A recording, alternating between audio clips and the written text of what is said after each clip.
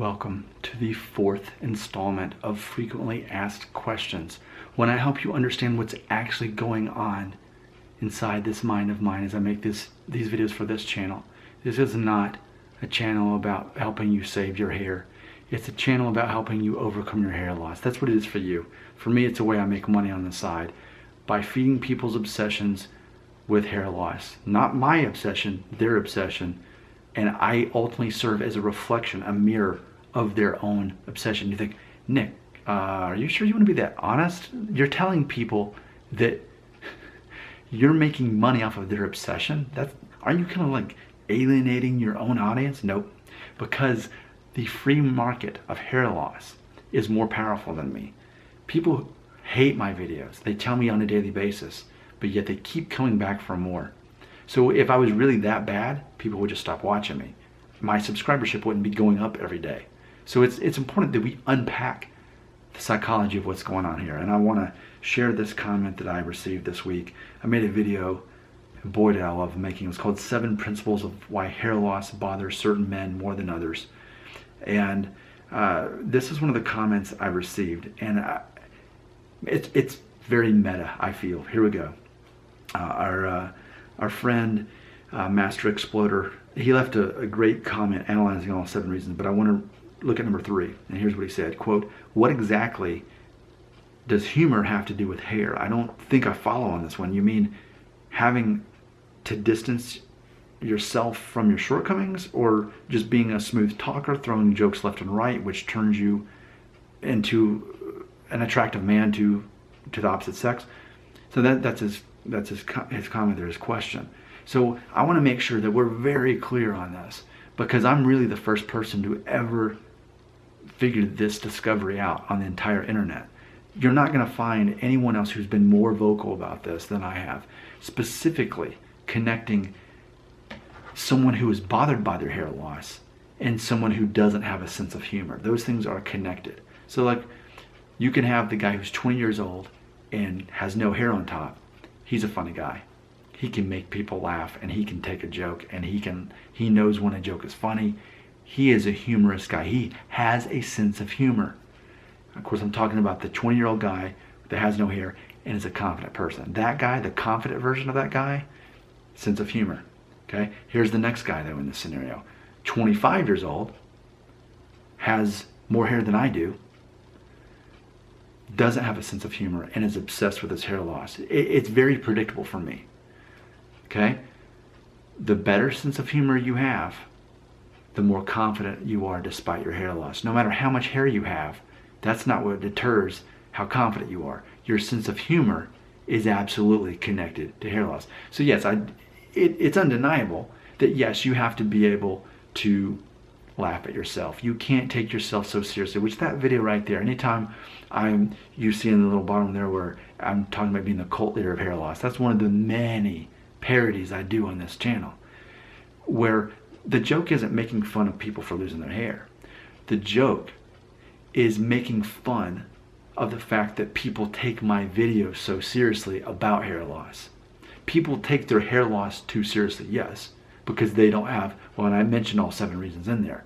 They're compensating for all the 7 things that people actually are looking for in them instead of the thing that people don't care. People don't care about the hair, they care about the other 7 things. But someone who doesn't have a sense of humor doesn't understand that. Because ultimately, one of the most definitive masculine qualities a man can have is being able to make other people laugh and be able to know when something's funny, and not taking life too seriously. Being able to laugh about, hey, this is life, this is how things are. And you'll notice, and even in that own video, it's funny because my prophecy came true, that people who don't have a sense of humor are that much more bothered by hair loss.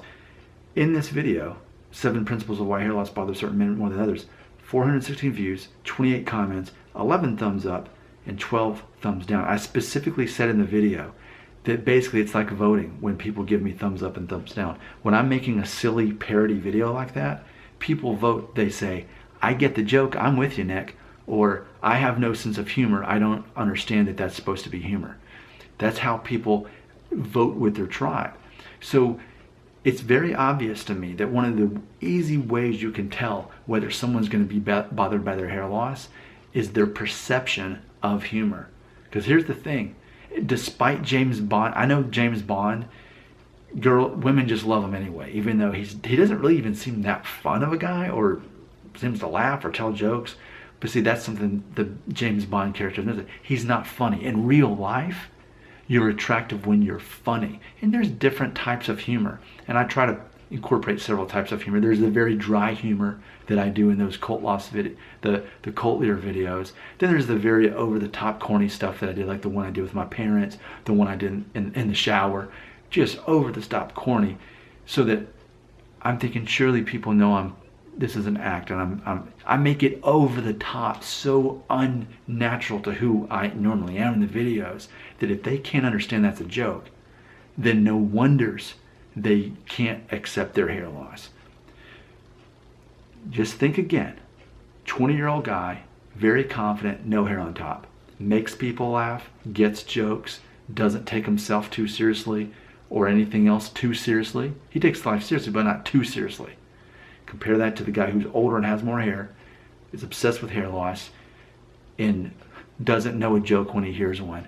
Definitely can't take anyone ever cracking a joke at his own appearance, and definitely can't make other people laugh. He's too caught up in himself. I think part of being funny is understanding yourself, your own faults, and understanding other people. You can't really make people laugh if you don't understand people. Seinfeld's talked about this on his show, one of my favorite shows, Comedians in Cars Getting Coffee. He talks about this. To be good at being a comedian, you have to be able to understand how other people think. And to do that, you first have to know yourself. And he also talks about on that show that there's no funny stand-up male comedian who is good looking. Funny male comedians are not known for being good looking. They're not. And if they were, people would have a hard time seeing them as a comedian. They'd turn them into maybe a leading man or something. But ultimately, funny men are not known for being good looking. So I think absolutely there's an undeniable connection here. And I will continue to remind everyone, every time I make a silly, funny parody video, you're going to typically see, almost without fail, more people will give it a thumbs down. They're saying, I don't have a sense of humor, Nick, therefore my hair loss bothers me. Less people will say, Nick, I get the joke because I know what funny is and I'm with you. I'd rather not take myself too seriously, and I'd rather just have fun at this little party you're throwing than to be the gloomy guy in the corner saying this is boring, I don't want to be here. And they just keep coming back. That's the undeniable connection. And no, people aren't talking about this on the internet. I'm like the only one putting this together, which is why I am committed to continually focus on making more videos to test people, to test their sense of humor, which ultimately reveals their ability to mentally process dealing with their hair loss. Leave more comments. It may lead to more installments of frequently asked questions. Comments go right here.